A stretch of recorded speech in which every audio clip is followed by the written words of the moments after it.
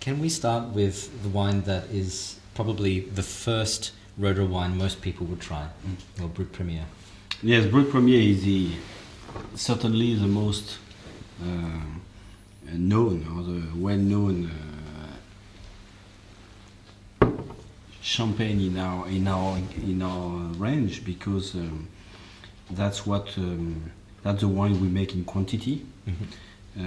It's consistent from year to year, and I think if you have to take the archetype or the example of what a champagne is, and classic champagne, I think it's very much a wine to taste, because you get all the flavors of the house, of the knowledge, and you have 50 different crus.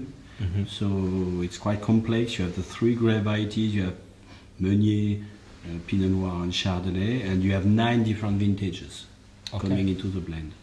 So all of that makes it consistent from year to year, and very champagne, very champagne. On the flavor, you get a style that is based on freshness and at the same time a kind of maturity of ripeness of the wine. Okay.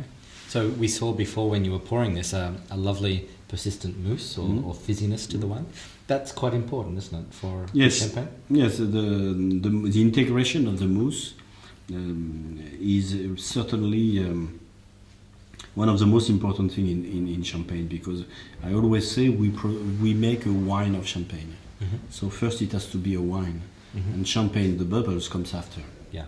So you must always, a champagne must be first the wine, the flavor of the wine, the taste of the wine, and second the bubbles. And it means that the bubbles have to be tiny, discreet, and they have to be supporting the freshness of the wine and not coming first. As you described it, I'm getting a lovely freshness with some citrus flavors, especially sort of lemony flavors, but beautifully balanced acidity, and I'm getting really nice freshness not only from the wine itself, but of course also the fine bead in the wine is lending you that sort of mouth cleansing sensation after drinking it.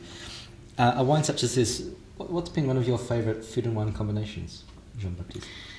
As I said, it's aperitif, so I will definitely have it with some parmesan, some parmigiano, as an aperitif, or some ham, Iberico, some bellota, Spanish ham. Very a lot of roundness, very fat, nice fatness, because the fatness of the ham goes very well with the freshness and the acidity of the wine. Okay. And the same with Parmigiano or Grana Panado. The fatness of the cheese goes very well with the freshness of the champagne.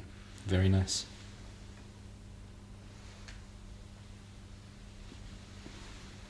What I love also is this lovely doughy, biscuity yeastiness that you get from extended aging on lees, and this really complements and gives complexity to the style. Yes, it does.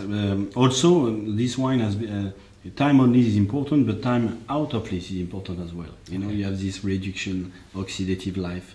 Both are important. On our tour this morning, we also learnt that you have, relative to your size, one of the largest stores of reserve wine. And this is also important to the house style of Roederer, I think. Yeah? Of course. Reserve wines are essential to build a wine like that, consistent from year to year.